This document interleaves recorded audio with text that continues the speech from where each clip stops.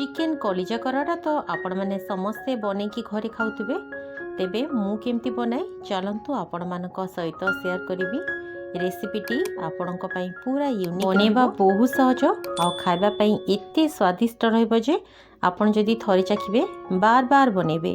नमस्कार, आपण को काकुलिस कोसिना को बहुत बहुत स्वागत। तेबे चलतु स्टार्ट करिबे। दर्शक बंधु एई रेसिपीटी को बनायापी एठी मु चिकेन कलिजा और कराटा को भल भाव में धोईकी सफा कर नहीं। एटा पाखापाखि 2 किलो कलिजा कराटा। रेसिपीटी को बनायापी एठी देखो दर्शक बंधु मु गैस उपरे गोटे कड़ेटे बसई। कड़े किछि सोरिष तेल भल भाव में गरम कर नहीं। तेल भल भाव में गरम हो गला परे एथिरे आमे कटा पियाज पकेबा। एटा पाखापाखि 4टा मीडियम साइज रो पियाज अछि।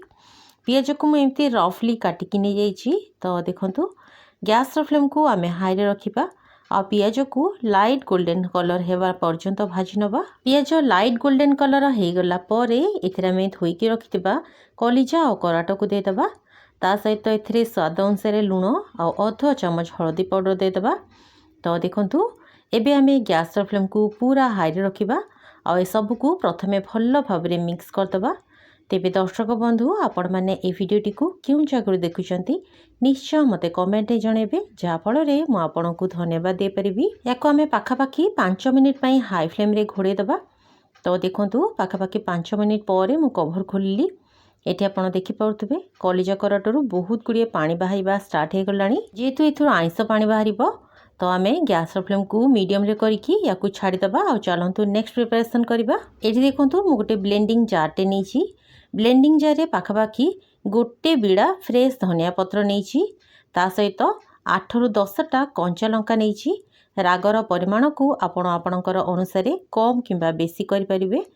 तो देखंतु एथिरे आमे अल्प टिके पानी देकी याकू चिकन करके ग्राइंड करके नै आसीबा। ता भितर एठी देखंतु कलिजा कराटरू पानी बाहरिकी पानी मरिबा स्टार्ट हेलानी। आइस पानी जेतेबेले टिके कमी आसीबो तापरे एथिरे आमे अदा रसुण रो पेस्ट पकेबा। मन रखिए इथुरु बाहर आइंस पानी जे पर्यंत न मरी से पर्यंत एथिरे अदा रसुण पेस्ट पकेबेनी। तो ये आप देखिपे मांसरू तेल छाड़ा स्टार्ट हो गलानी। एबे आमे एथिरे अदा रसुण पेस्ट दे दबा। तापरे याकू पाखापाखि 5 मिनिट कषिदेला परे एथिरे कटा आलू पकेबा। आपण जेतिकी आलू खाइबे से अनुसार आलूर परिमाण को कम बेसी करि परिबे। आ ता सहित 3टा कटा टमाटो देइछि। आ ता सहित एथिरे 2 छोट चम्मच धनिया पाउडर दे दबा। गैस फ्लेम को मीडियम रे रखिबा आ आलू को बढ़िया भाव में कषि दबा। पाखापाखि मु 5 ରୁ 7 मिनिट पर्यंत आलू टमाटो आ कलिजा कराटा को बढ़िया भाव में कषि देइछि। तो देखंतु दर्शक बंधु मसलारू तेल बढ़िया भाव में छाड़ी गलानी। मसलारू जेतेबेले एमती तेल छाड़िबा स्टार्ट करिवो एथिरे आमे जो धनिया पत्र को बाटिके रखिथिले धनिया पत्र बटा एथिरे दे दबा। आपण जदि एई भली प्रोसेस रे केबे बने नांती ताले थरे निश्चय बनातु, देखिबे बहुत ही स्वादिष्ट लागिबो। तो देखंतु धनिया पत्र देला परे धनिया पत्र को मध्य आमे पाखापाखि 5 मिनिट बढ़िया भाव में मसला सहित कषि दबा। एठी आपण देखि पाउथबे बढ़िया भाव में धनिया पत्र मध्य कषि हो गलानी। सबु बढ़िया भाव में जेतेले कषि हिजबो एथिरे आमे दरकार मुताबक पानी दबा।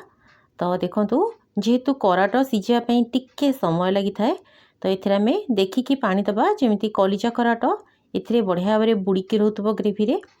तो देखंतु दर्शक बंधु एबे आमे एथिरे गोटे छोट चम्मच विनेगार पकेबा। विनेगार निश्चय ऐड करंतु, टेस्ट बहुत बढ़िया आसीबो। आ कलिजा कराटारू जो आइंसलिया बास्नाटा आसे सेटा जम्मा भी आसीबनी। एबे आमे आगु घोड़े दबा आ लो फ्लेम रे याकू पाखापाखि 15 ରୁ 20 मिनिट पर्यंत बसेबा। तो देखंतु दर्शक बंधु पाखापाखि 20 मिनिट पर मु कभर खोलिली। कलिजा कराटा आलू सबू बहुत बढ़िया भाव में सिझी जाइछि।